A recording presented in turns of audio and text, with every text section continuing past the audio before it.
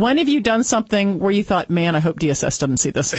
but not about abusing your child, although I don't consider that abuse. I mean, the child had been asked over and over again and was utterly willful and defiant and ruining everybody else's dinner that was sitting around. But when have you been doing something with your kid like, maybe you're just I got friends of mine that they just want to run down to the drugstore and buy some tampons, okay? And they got 3 kids in the house, and you can't leave kids home alone, and you think, okay, well, all right, I'm just going to throw them in the car real quick, and you get them in the car seats, and you look at the phones light up. The phones are going insane because I know people just need to vent, and they think, oh, I'm just going to put them in their car seats naked. Because because you just got to go get tampons. You're out.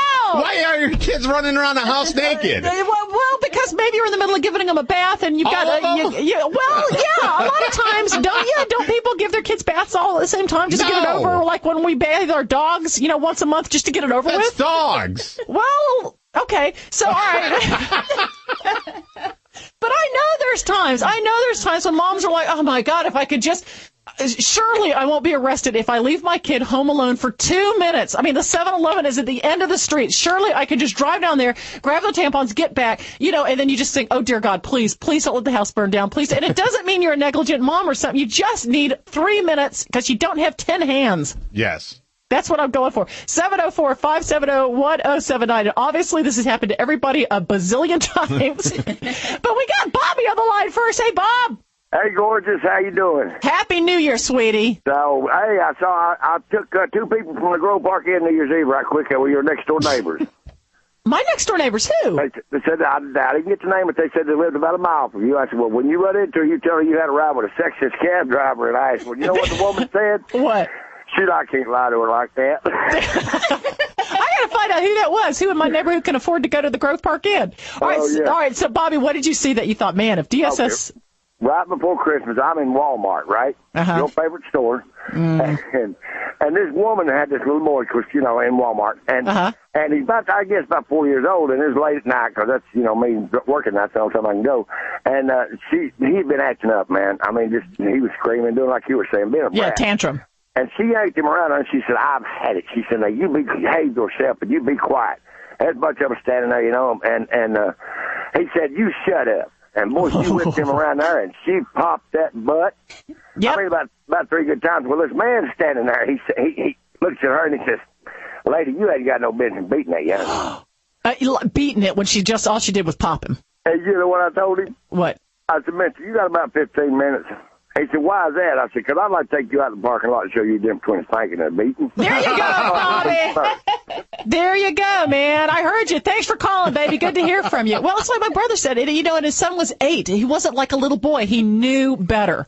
He was being so bad. And he said, all right, I mean, if I was 8 years old and had my pants pulled down to my bare bum in a restaurant, I'd never do it again.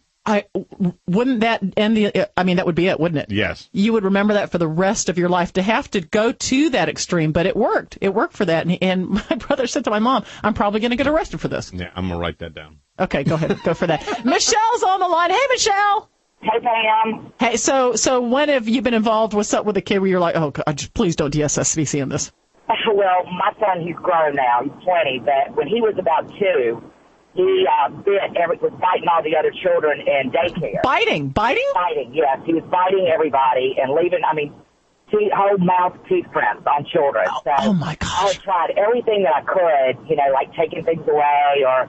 Rawhide chew? Did you try that? Give him one of those Hearts Mountain rawhide chews? Well, I actually made him wear a bib that had these teethers hanging off of it for a while.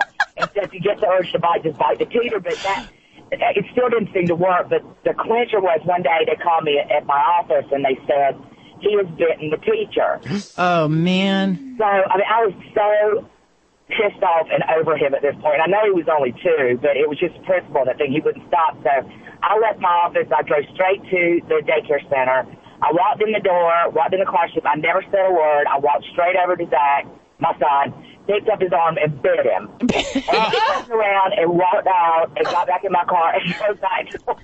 Oh, my God. Was it all the way back to work because I thought when I get back there, the police... I'm going to be arrested. But you did it. You didn't do it really hard. You just did it enough just to, freak him out. And here's Mommy, and Mommy's biting me, and Mommy's gone. Totally. All the children in the classroom were crying when I bet him. Not only him, but everybody else. You're like totally freaked out. Now all the children are waiting for strange women to come in their bedrooms at night and bite them. I totally lost it. I completely lost it. Was hysterical. I mean, I was so upset after I did it. I thought, I can't believe I just did that. Well, and did it cure the... Never bit again. And would he bite out of defiance or because he was teething? Was it just hostility? I think he was just frustrated and irritated about just life in general. He's kind of that personality now. Right. He takes that, I guess he has learned as he's grown older to take it out in different ways, but he never bit another person. Wow. I guess it worked, but I was scared absolutely to death that when I got back to my office, there would be policemen standing there, waiting in the lobby when I went back in. But yeah, but sometimes, well, I'm sure there's people that are listening that are aghast at what happened. I'm finding the humor in it, and he didn't do it again. It's very funny now, and he gets really irritated when I tell this story, so he's probably listening. So I love you, Zach. Thank you. Thanks for calling, Michelle. And like she said, she didn't do it hard. It was she just had no other way to get through to him. Yeah, what'd the teacher say? She probably applauded. She probably gave her a standing ovation and pulled back her shirt and said, "This is what he did to me." At least make him wear rabies tags. The number is 704-570-1079. When have you been in a situation where you're not a bad parent? You just had enough. Or maybe that one woman who called in when we were doing your favorite white trash moments when she was letting her kids play in the back of a pickup truck that had a bunch of rainwater in it like a swimming pool in a parking lot. She thought, man, if DSS sees this, her kids just sitting in the back of a just splashing around. Call us. Emery's on the line. Hey, Emery. I love me some Pam. I love me some Emery. Do you make those little boards? I can. Those are good for your nails for you. So Emery, are you a parent? Yes, I am. Uh-huh. So what happened to you? I was in a sporting goods store that I won't say the name because it might sound dirty, but I know which one. Is it short for Richard? Yes, it is. Okay, gotcha. Large Richards? Yeah. I think it's called Large Richards, isn't it? That's what we call it. Okay. My son was needing a pair of basketball shoes, and he wouldn't look at the $40 pair. He had his eye on the $120 pair, and I kept trying to tell him, you're going to outgrow them in 2 months. Can't justify buying it. Right. He wouldn't even look at the cheaper shoes. Right. Finally, he turned around, and he said, I can't help it if I was born into a poor family.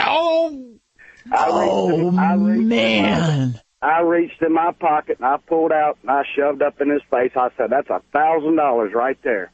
I said, I can afford it. I can't justify it. And I shoved it in my pocket. I grabbed him on the back of the neck, and I said, let's get out of here. And a lady looked over at me like she was getting ready to jump on me, and I said, what the hell are you looking at? And I told my son, I said, you get in the truck. We're going to Walmart. He said, they don't have good shoes there. I said, no, but I can beat your ass there, and nobody cares.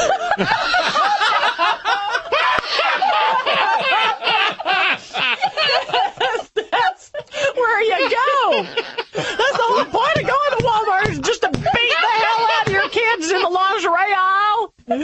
Mama took him the next day and bought him a $29 pair of shoes. And he was grateful to get them. Tickled to death and didn't even have to get the ass whooping after all. Good. I'm glad to hear it, Emery. Wow. That was really creative. If I had said that to my father, I would be dead.